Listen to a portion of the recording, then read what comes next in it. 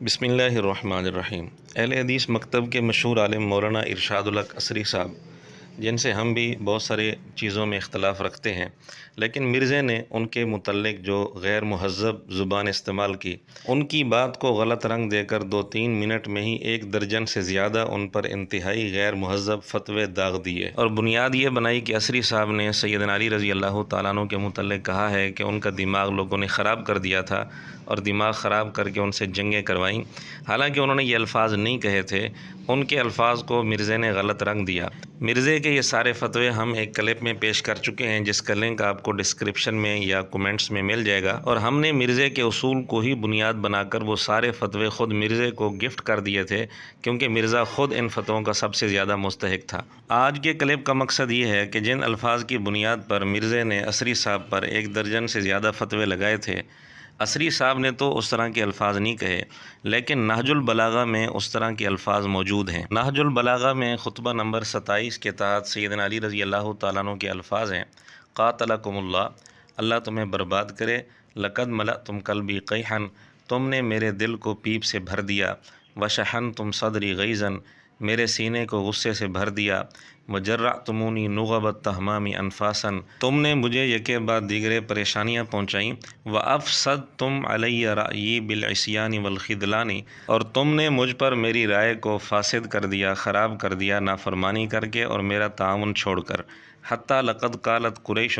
ان ابن ابی طالب رجل شجاع ولکن لا علم له بالحرب، حتیٰ کہ قریش یہ کہنے لگ گئے کہ علی بن ابی طالب بہادر آدمی تو ہے، لیکن جنگ کا اس کو کوئی علم نہیں، یعنی میرے متعلق لوگوں نے جو اس قسم کی بات کی وہ تمہاری وجہ سے کی۔ اس کی بات سیدنا علی رضی اللہ تعالیٰ عنہ گفتگو کرتے ہوئے فرماتے ہیں کہ میری عمر ابھی 20 سال بھی نہیں تھی جب میں نے جنگ کے میدان میں قدم رکھ دیا تھا، اب میں 60 سال کا ہو چکا ہوں۔ وَلَٰكِن لَا رَأْيَ لِمَن لَا يُطَاعُ، لیکن جس آدمی کی بات مانی ہی نہ جائے، جس کی اطاعت ہی نہ کی جائے، اس کی کوئی رائے نہیں ہوتی، یعنی چونکہ تم لوگ میری اطاعت نہیں کرتے تو میری رائے کے اندر کوئی وزن نہیں رہتا۔ یہ ہے نہج البلاغہ خطبہ نمبر 27 کے آخر میں سیدنا علی رضی اللہ تعالیٰ عنہ کے الفاظ جو انہوں نے اپنے لوگوں سے شکوہ کرتے ہوئے کہے تھے۔ اب اس میں غور کریں، جملہ ہے افسدتم علی رأیی، تم نے مجھ پر میری رائے کو فاسد کر دیا، خراب کر دیا۔ تو اس طرح کے الفاظ نہج البلاغہ میں تھے، لیکن مرزے نے ان الفاظ کو بنیاد بنا کر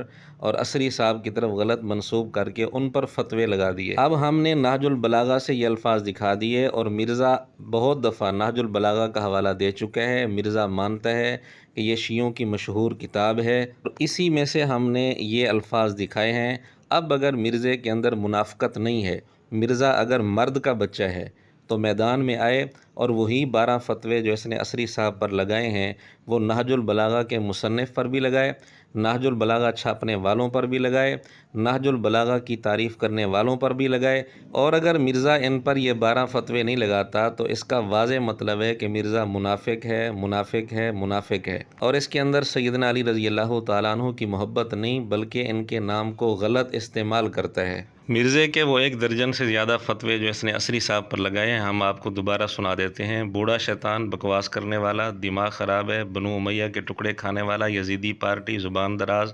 خبیث، جھوٹا، ذلیل، بہت بڑا خائن، لعنت کا مستحق، یہودی کردار کا حامل۔ اب ہم انتظار کریں گے کہ مرزا کب نہج البلاغہ کے مصنف پر، نہج البلاغہ چھاپنے والوں پر، نہج البلاغہ کو پسند کرنے والوں پر، نہج البلاغہ کی تعریف کرنے والوں پر یہ سارے فتوے کب لگاتا ہے۔ نہج البلاغہ کوئی معمولی کتاب نہیں ہے، اس کی اہل تشیع کی ہاں کیا اہمیت ہے اور کیا مقام ہے وہ بھی آپ خود مرزے کی زبان سے سن لیں۔ اور یہاں پر میں سنی اور شیعہ عوام کے لیے تمہیداً کچھ باتیں عرض کر دوں، کیونکہ میں نے جس کتاب کا حوالہ دینا ہے اس کا مقام اہل تشیع کے ہاں من و عن اسی طریقے سے ہے جس طرح اہل سنت کے ہاں صحیح بخاری کا مقام ہے۔ اگرچہ اصول الکافی کتاب ہے ان کی احادیث کی، وہ آپ کہہ سکتے ہیں صحیح بخاری کے مقابلے کے اوپر اس کتاب کو وہ مانتے ہیں، اور وہ بھی امام بخاری رحمہ اللہ تعالیٰ کے 50-60 سال کے بعد لکھی گئی، لیکن جس کتاب کو شہرت حاصل ہوئی وہ ہے میرے بھائیوں یہ کتاب نہج البلاغہ۔ یہ اہل تشیع کے بچے بچے کو اس کتاب کا اندازہ ہے کہ یہ کتاب اہل تشیع کی مین سٹریم کی نمبر 1 کتاب ہے قرآن حکیم کے بعد۔ 50 60 سال کے بعد لکھی گئی، لیکن جس کتاب کو شہرت حاصل ہوئی وہ ہے میرے بھائیوں یہ کتاب نہج البلاغہ۔ یہ اہل تشیع کے بچے بچے کو اس کتاب کا اندازہ ہے کہ یہ کتاب اہل تشیع کی سیدنا مولا علی رضی اللہ تعالیٰ عنہ علیہ السلام کے خطبات کا یہ مجموعہ ہے نہج البلاغہ۔